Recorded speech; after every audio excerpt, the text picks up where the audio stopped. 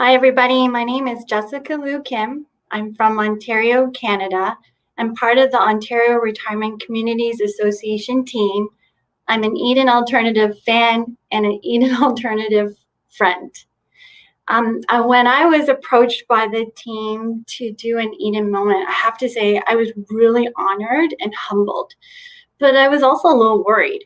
I wasn't sure if I had anything meaningful to share or something that would resonate with folks or something that would be helpful.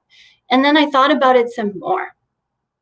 I decided I would share with you a life lesson that I was reminded of because of COVID, and that is finding your courage. As culture change leaders, and when I say leader, I mean it's a choice that we make, not a title or a rank.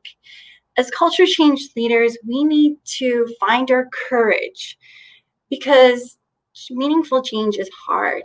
We need courage to challenge the status quo.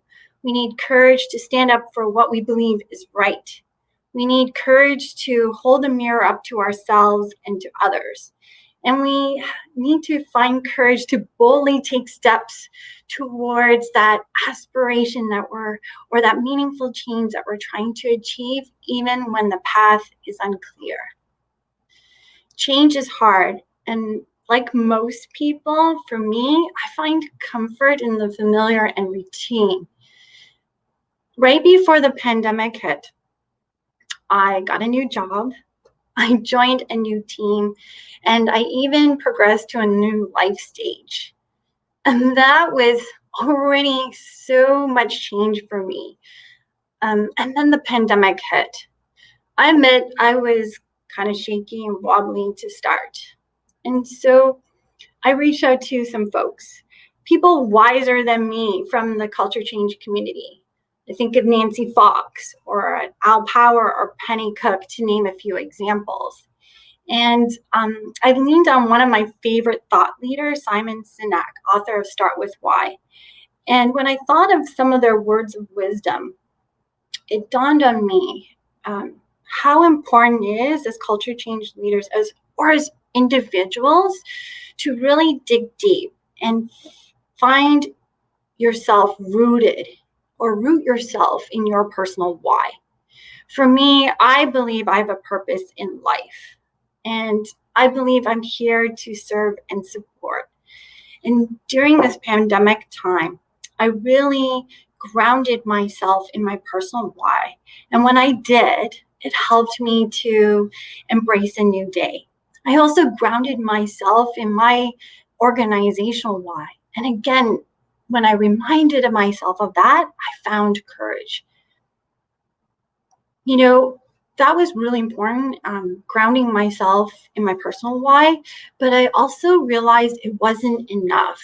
I needed to lean on my network of family and friends, old colleagues, new colleagues, and with their support, whether it was their words of advice or guidance or aid or their love, kindness, compassion, I was able to find more courage and gain more confidence and strength to continue taking steps towards my personal why, my organizational why.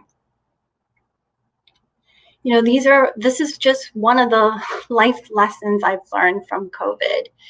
I think of some of the moments when I moved from one city to another, when I changed from one thing in my life to another. It created a little bit of fear, uncertainty.